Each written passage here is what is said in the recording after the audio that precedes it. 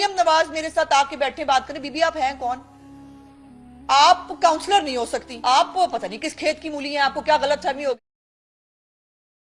नाजरीन, उम्मीद करता हूं कि आप सब लोग खैरियत से होंगे। नाजरीन, इस वीडियो में उज़्मा बुखारी यास्मीन राशिद को जवाब देते देते अपनी बेइज्जती खुद कराने बैठ गई और अपनी मोहतरमा मरियम के ख़िलाफ़ बातें करनी शुरू कर दी। तो चलते हैं वीडियो में, देखें किस तरह उज़्मा बुखारी ने अपने ही लीडर को लताड़ना शुरू कर दिया था। तो चलते हैं वीडियो में। आए ना, मरियम नवाज मेरे साथ आके बैठे बात करें, बीबी आप हैं कौन?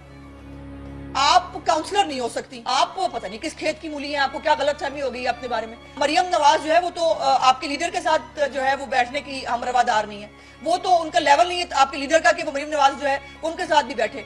चंद ऐसे फेसेस जिनको जो पीटीआई के अंदर एक डिसेंसी की शायद जिनको अलामत समझा जाता था, वो भी पूरी की पूरी जो है वो बदतमीजी के अपने रंग के अंदर जो है वो रंगे गए हैं, जो बहुत तकलीफ दे बात है। जिसमें डॉक्टर यास्मीन राशिद जो हैं वो भी एक अलामत है और बन चुकी हैं। बड़ी तेजी से वो फिरदौस आशिक अमान वाली जगह जो है वो हासिल कर रही हैं और वो आप उनको ये जो है वो एहसास नहीं हो रहा।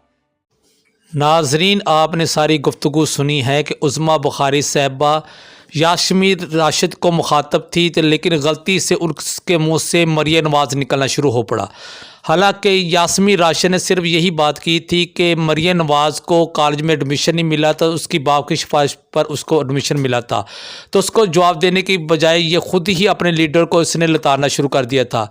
ये उज़्मा बुखारी वो है जो पहले पीपल पार्टी में थी तो तब भी नवाज शरीफ के ख़िलाफ़ गलत बातें करती थी। अब ये नून लीग में आ गई है, लेकिन फिर भी इसके मुंह से कभी ना कभी ये सच निकल जाता है, क्योंकि ये शुरू ही से ये ऐसी ही है कि जिस पार्टी में जाती है उसी का बेड़ा गर्क कर देती है।